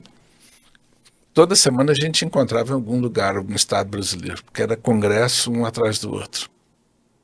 Teve um ano que eu saí 52 vezes, eu saí 3 vezes por semana. Então, o que acontece? Eu nunca terceirizei. Por mais de 15 anos eu tive laboratório de pesquisa na minha casa. Os meninos iam para lá fazer pesquisa, fazer trabalhos, e iam jogar videogame com os meus meninos. Por isso essa relação que eu tenho com o Júlio e o Daniel, falou, busca em escola para mim, olha isso aqui, faz aquilo ali. Todo mundo acabou ficando ali e cresceram juntos. Nós crescemos juntos. Então, foi interessante, eu gosto do que eu faço. Eu perguntei a uma pessoa que eu tenho assim, um respeito muito grande, o professor Flávio de Moraes, o que é uma boa pesquisa? Ele falou, uma boa pergunta, você estar pronto para respondê-la. Uma boa pesquisa é uma boa pergunta, e você estar pronto para responder. Isso para mim faz sentido? Faz. Não é nada de megalomaníaco. Às vezes é uma coisa bem simplória, tem valor. Então, é fácil? Não. Não sou workaholic. Não me considero. Eu gosto de estar escrevendo e gosto de estar fazendo pergunta. Hoje eu tenho dificuldade? Tenho, pelo volume. Tá? É muita informação. Então eu tento focar. Passei a diversificar a linha, passei. Dentro do diagnóstico aí, e mesmo com o Evol, quando eu passei a trabalhar ali com o Mike mais na área de imagem, foi fantástico. Porque toda hora surge uma pergunta nova. Toda hora nós estamos com um problema novo. Agora a gente está resolvendo um problema que para odontologia, não é para endodontia, vai ser fantástico. É você trabalhar outro parâmetro dentro de volume. Então, dependendo da percepção que você está, você começa a ver um mundo diferente. E não é só dentro disso aí. Nesse último trabalho que nós estamos fazendo, nós estamos trabalhando com qualidade. Qual é a qualidade que eu quero chegar dentro do que eu estou fazendo? Isso é fundamental. Onde é que eu quero chegar com essa pesquisa? Toda vez que eu vou avaliar um projeto, e eu avalio muito projeto para a agência, eu faço uma pergunta mental. Qual é o impacto na qualidade de vida humana que isso vai ter? Você não tem que fazer uma pesquisa analisando a influência da rodinha do murcho na mangueira de alta rotação, nada com nada. E nem cego guiando cego numa grande avenida. Então você tem um propósito daquilo ali, falar até onde eu vou para poder ajudar. A relevância, né? Exatamente, a relevância e a aplicabilidade. E indiferente do momento. A pessoa fala, só tem valor isso aqui, só tem valor. Tudo tem valor. Depende da referência. A pessoa fala, só tem valor a revisão sistemática, que aqui está no top da pirâmide aqui, com meta-análise. Eu falei, dado secundário, ela é importante? É. Agora eu vou fazer uma sugestão para vocês. Eu estou com um novo paraquedas aqui. Eu quero saber quem de vocês vai querer testar esse paraquedas, se ele vai abrir ou fechar. Então, às vezes, a pesquisa laboratorial também tem um valor. O teste físico-químico também tem um valor. É verdade. Então, todos têm o seu valor, dentro de níveis e referenciais diferentes. Então, um outro ponto também é você respeitar os diferentes níveis. e tentar colocar prioridade, que não é fácil, viu, Fabiano? Imagina. Mas assim, o caminhar, né? Esse seu caminhar, e hoje está mais apurado com essa questão da relevância, né? Porque assim, né? Vem, em certo momento não, quer produzir, beleza, não, pera aí, agora a qualidade, né? O que isso aqui vai interferir na sociedade, né? Isso é muito bonito, né? É fantástico. Isso é muito bonito. Se você perguntar como é que você vai trabalhar com hierarquia, não é fácil. É muito difícil você trabalhar com hierarquia, porque às vezes você impacta com uma coisa muito minúscula, muito simples. Nós escrevemos uma coisa no livro de Endo Dontin em 2004. Em 2018, 14 anos depois, de tanto o professor Pecco insistir, eu fui lá e vi. Eu falei, olha, eu consigo fazer uma desmetalização de biofilme se eu usar um complexante seletivo. Às vezes na próxima encarnação eles resgatam aquilo ali, tá? Mas tem como fazer? Tem. Então assim, e a outra oportunidade, Fabiano, foi trabalhar com muita gente boa. No livro de metodologia, para você ter uma ideia, eu consegui agregar ali mais de 90 pesquisadores do Brasil e fora do Brasil. Então, é uma responsabilidade, por eles ter um nível de confiança muito grande, eles comigo e eu com eles. E cada um na sua especificidade, cada um na sua área. Então, patologistas, endodontistas, colegas da dentista, de todas as áreas da odontologia. Pessoal do ensino, da educação, pessoal da informática. Então, assim, agregar para você colocar aqui e manter um padrão. Nós fizemos o primeiro em 2001, 2026 sai a 4ª edição. Dos 15 livros, Carlos, o que cada uma dessa obra representa aí na sua jornada? E eu gostaria de pensar um dos Chaves da Mente. Se é um livro mais reflexivo, de onde que veio essa inspiração? Eu gosto de redigir, de escrever, eu escrevo conto também. Então isso aí, ele faz parte de uma trilogia. Chaves da Mente, Algoritmo da Liberdade e A Luz Acima das Estrelas. Essa é a trilogia, eu já estou com o algoritmo pronto. Algoritmo da Liberdade. Eu consegui colocar nele, não fui eu, tá? Os próprios guardiões da intuição me ajudaram. Não vou nominar aqui porque é dispensável, mas consegui chegar a definir algo que é fantástico. Eu dou aula lá na Faculdade de Medicina, no Ciências da Saúde. E eu cheguei para alguns alunos e falei, onde é que fica a mente humana? Muitos apontaram, porque eu falei, não, aí é cérebro, aí é físico. A mente é virtual. Pode estar aqui? Pode estar aqui? Não. Ela não está aqui. Eu vou fazer outra pergunta. Quem que é você? Mas eu consegui definir a mente humana com a ajuda deles.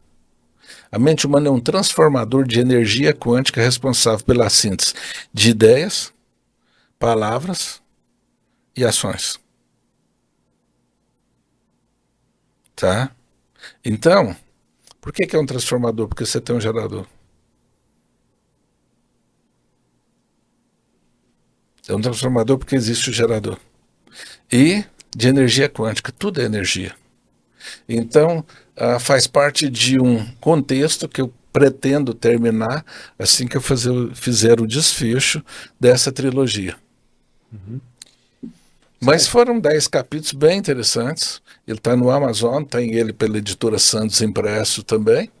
Tá? O Rui fez a impressão dele. Tá? O primeiro capítulo está disponível pela internet, que chama A Abertura da Mente Humana.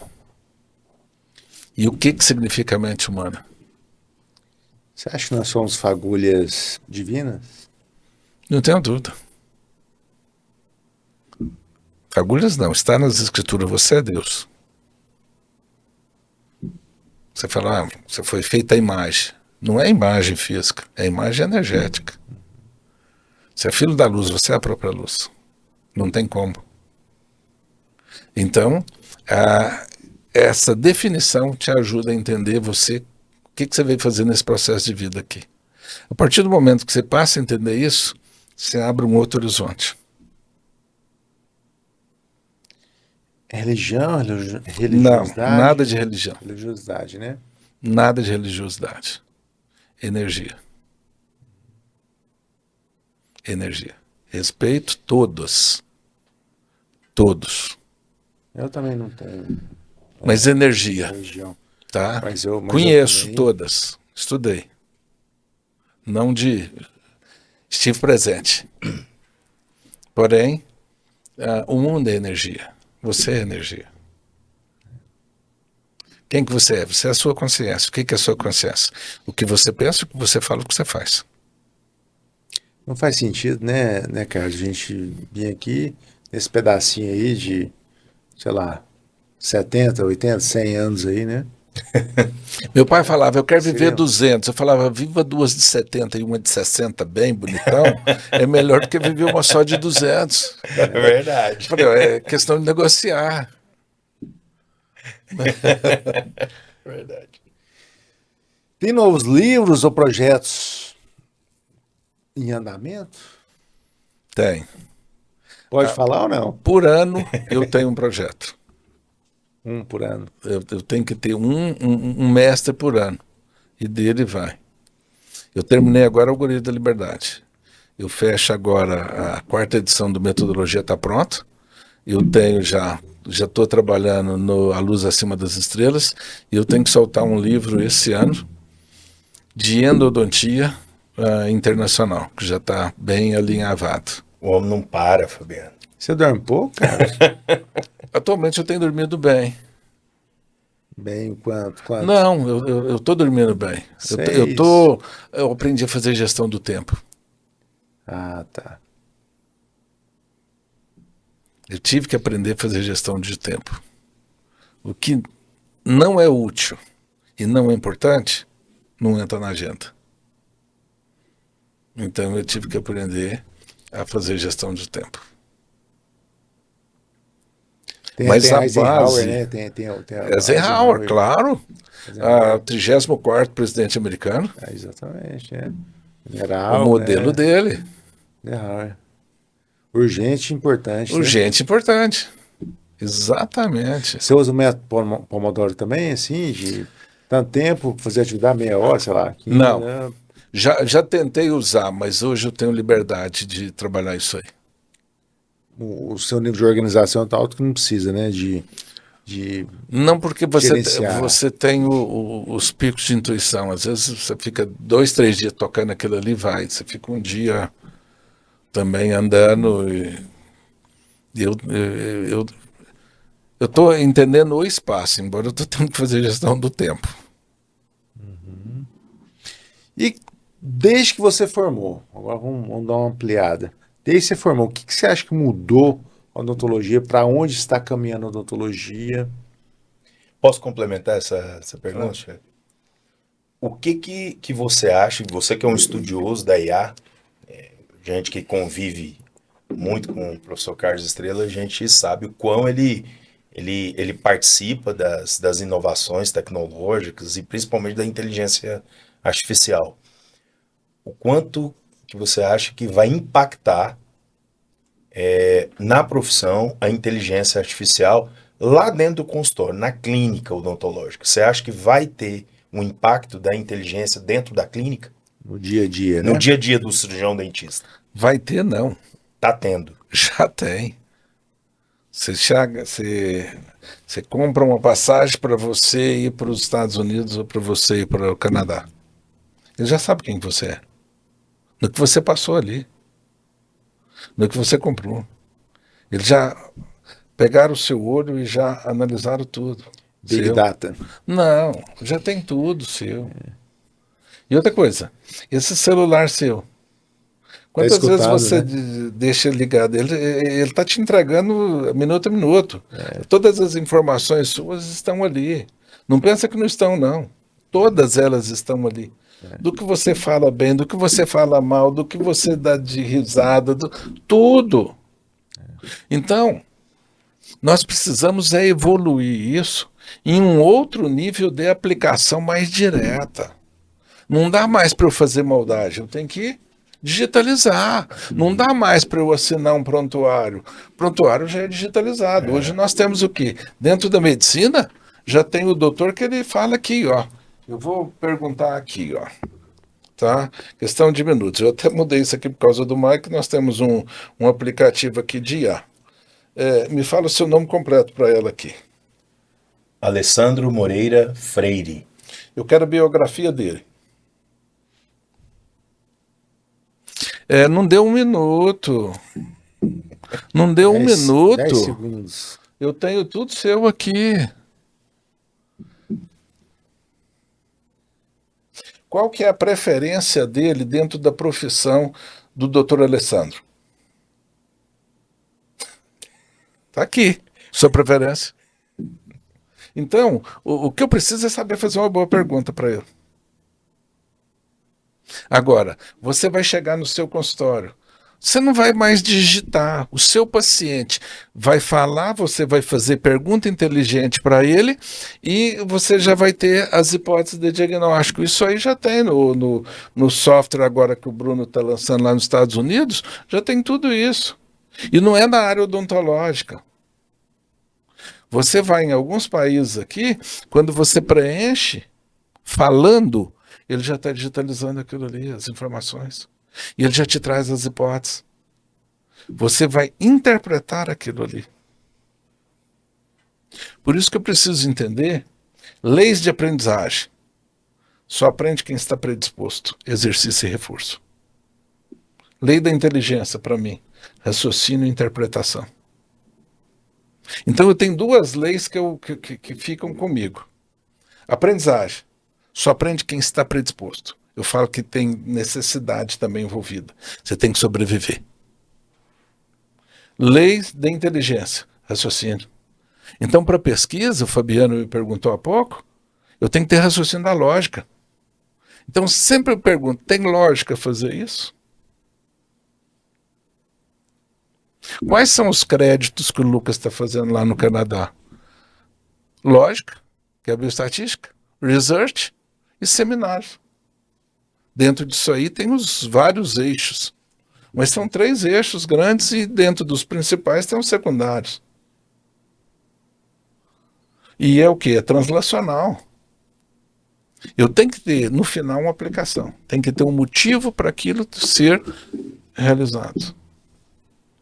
Tem que ter utilidade, né? Utilidade. Eu não tenho que ter medo de IA. Eu tenho que me incorporar a ela, o que nós falamos lá em 2007.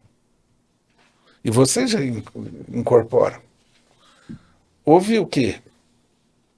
União. Infelizmente, nós ainda temos muito foco, muitos focos de guerra no mundo, infelizmente. Mas a inteligência, a globalização uniu as pessoas. Nós precisamos entender essa união e usar isso aí melhor. Eu resumiria que a gente tem que aceitar a tecnologia, né, Carlos? Porque nós temos muito, como nós viemos, vamos incluir, né, porque a gente está dentro do meio odontológico, dentro da ciência, dentro da biologia, como a gente vem dessa linhagem biológica, muitos colegas cirurgiões dentistas acham que não, meu negócio é executar, não precisa entender tanto tecnologia, não, eu aprendi assim. Aceitar essa tecnologia. Não são todos. A gente que está sempre dando aula aí, percebe que assim, acha que um scanner não é necessário, né? Que uma tomografia não é necessária. Nós temos que aceitar, é assim. E não existe essa resistência à mudança. Mudar é muito difícil, né? Dizem que mudar é como é uma dor. É uma dor. Nós temos que eu vou traduzir, né, isso aí como o acrescento que você está falando, Fabiano, que o termo chama coragem. O que é o atraso da humanidade? É o medo. A coragem da mudança, né? O medo é o atraso da humanidade. Tem um livro do Napoleão Hill fantástico, Entrevista com o Diabo.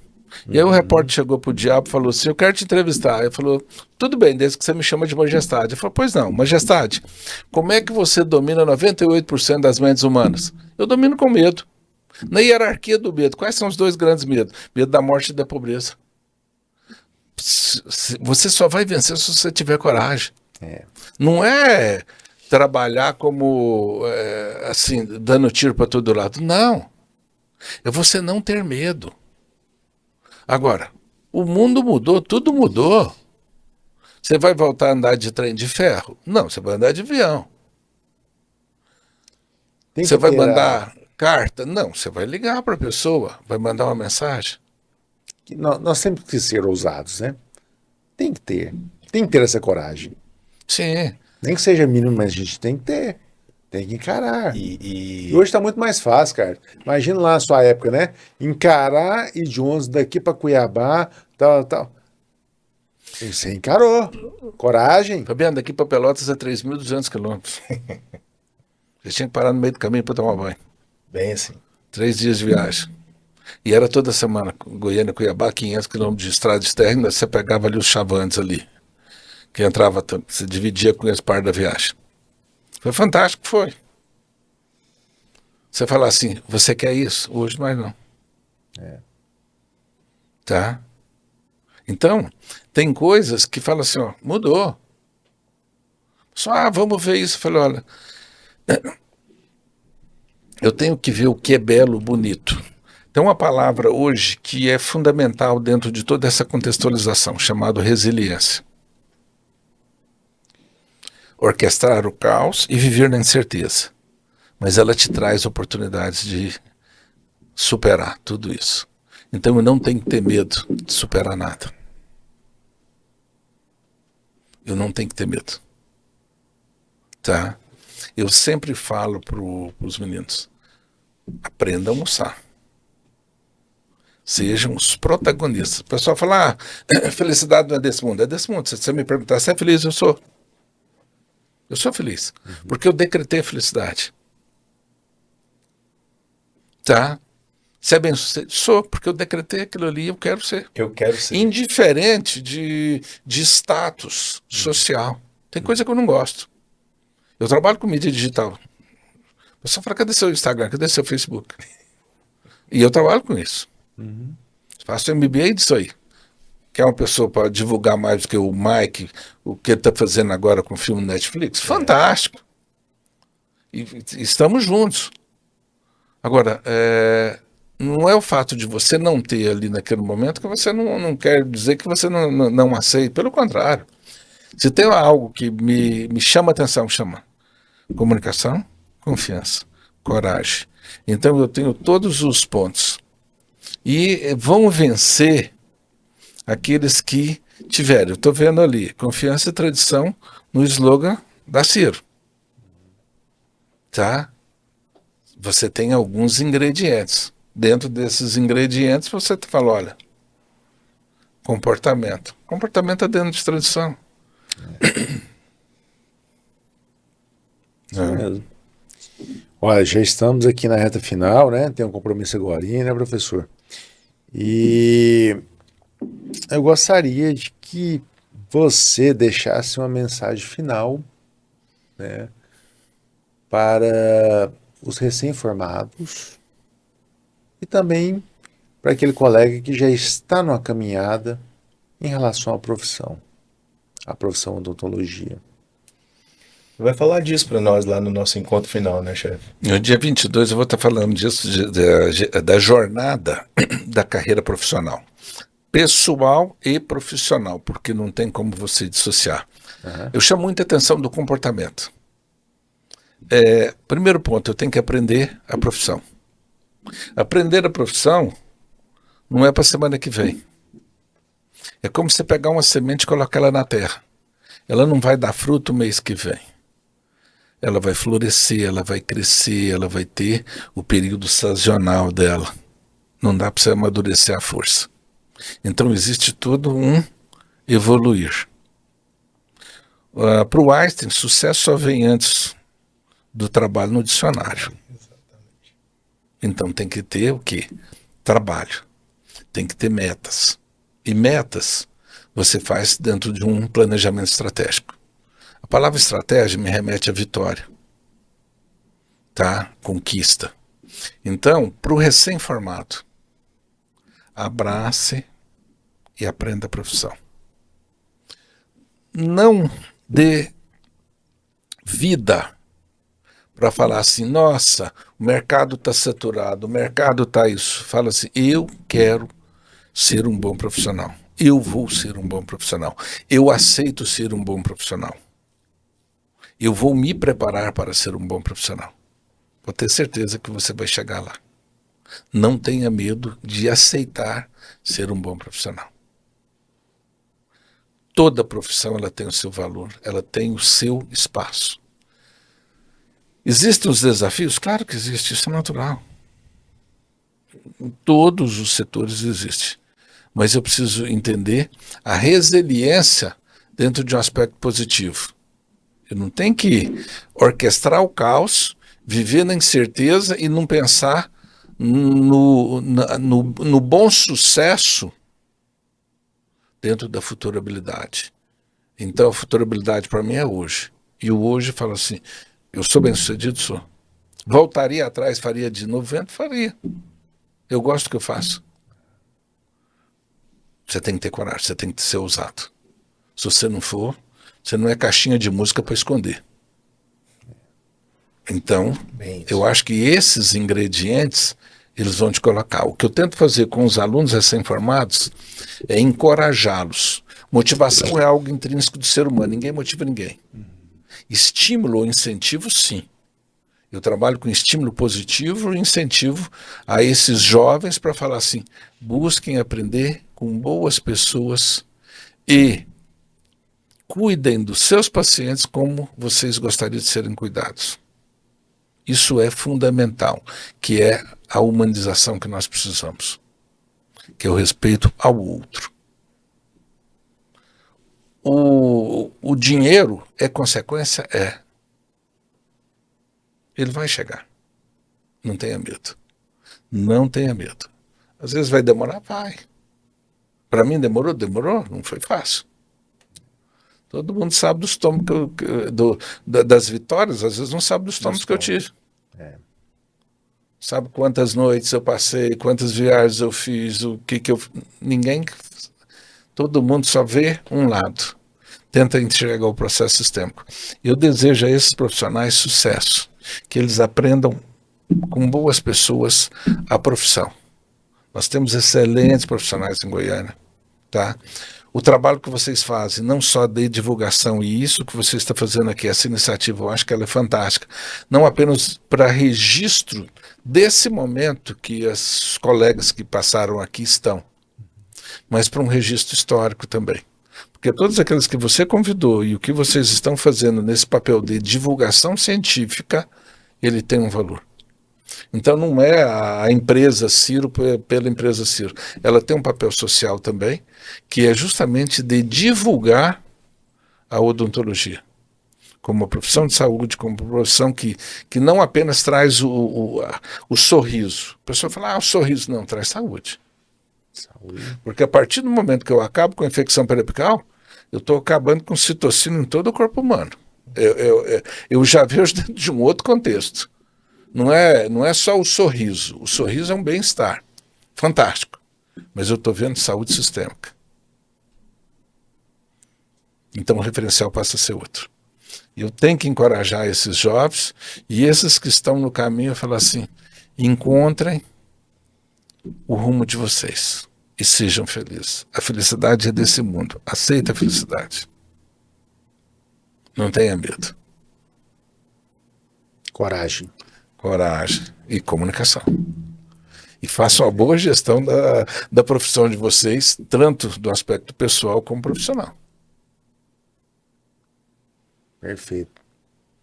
Foi excelente, foi inspirador. Muito obrigado, viu, por inspirar aí gerações, futuras gerações, né, como esses garotos aqui que você inspirou através dessas palavras que você trouxe aqui nesse momento, desse podcast, né, pela sua paixão da ciência, pela ciência, né, pela educação. Você é muito importante para a odontologia. Fabiano, eu agradeço assim, o carinho especial de toda a disciplina, de toda a equipe lá do curso, do Daniel, Júlio, Patrícia, agora o Juliano, que é o bebê nosso lá, que é o kid nosso, o Alessandro, o Gustavo que está lá, o Orlando, todo o grupo que está ali. Cachê, Tá? senão você vai ficar chateado. Nossa, isso aí fica. Vai fazer bico para o meu cacheta. Meu cacheta sabe que eu gosto dele. Todos eles, tá? Eu agradeço o carinho de todos esses professores, que eu não estaria aqui se eu não tivesse todos eles. E a minha família, a minha companheira maravilhosa, a Cíntia, o Lucas Mateus, a Maria e o Pedro, são assim, ó.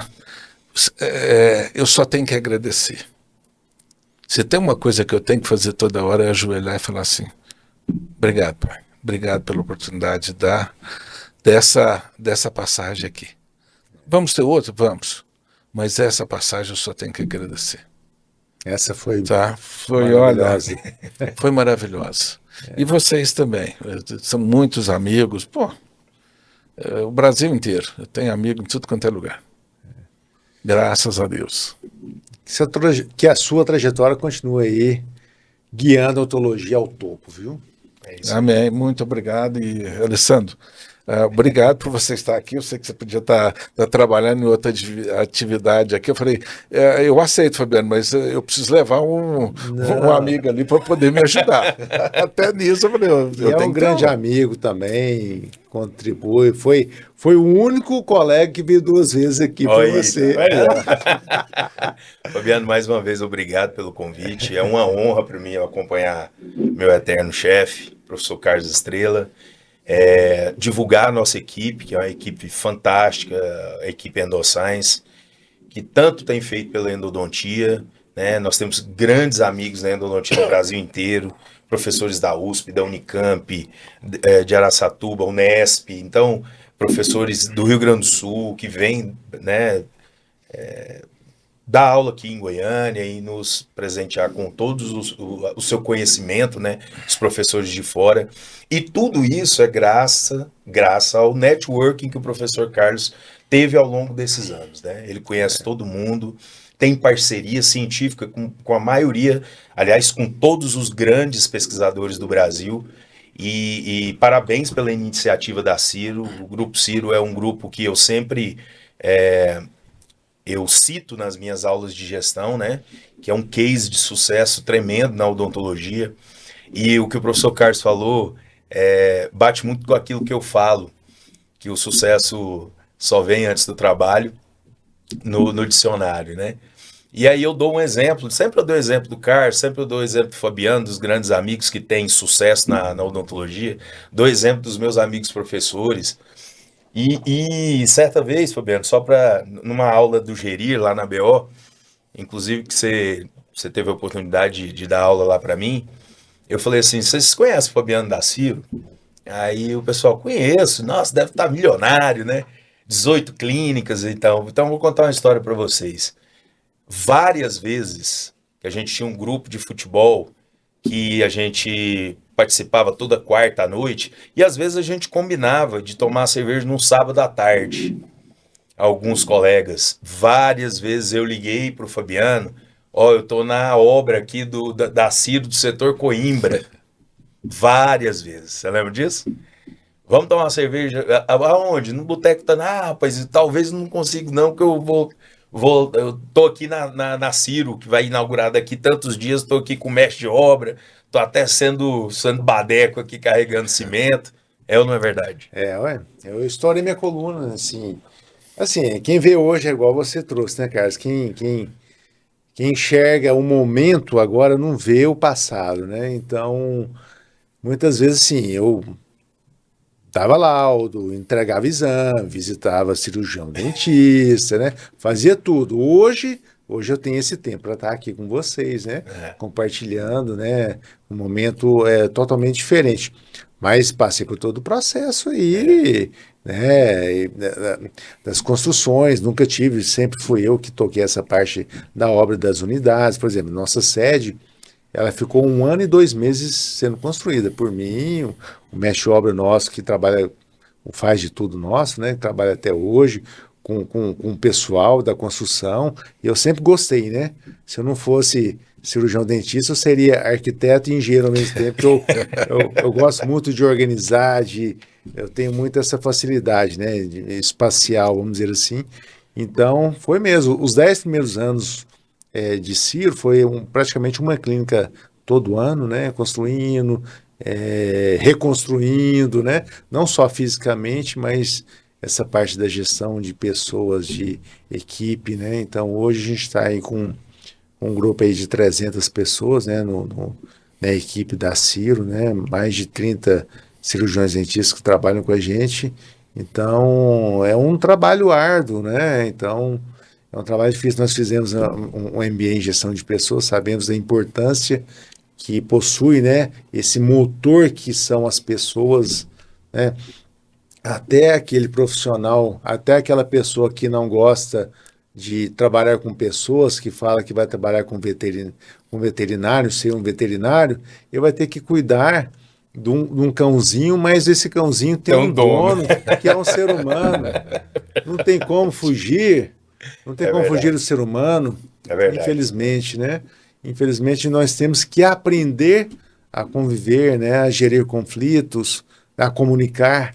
Então acho que esse podcast foi tão amplo assim, não só pela parte odontológica, foi curto, foi um podcast curto, mas foi muito intenso e de muito valor, né? Então, assim, o Carlos percebe que ele é um ser humano amplo, que extrapola a odontologia, extrapola a ciência, né? Então, é um ser aí que iluminado.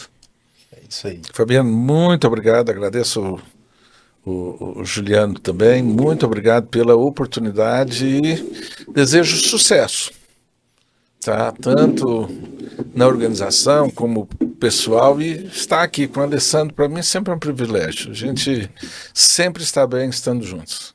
É um irmão muito querido para mim. Obrigado. Estamos à disposição, só para fechar e entregar o presente para vocês, com relação a ultrassom, tá?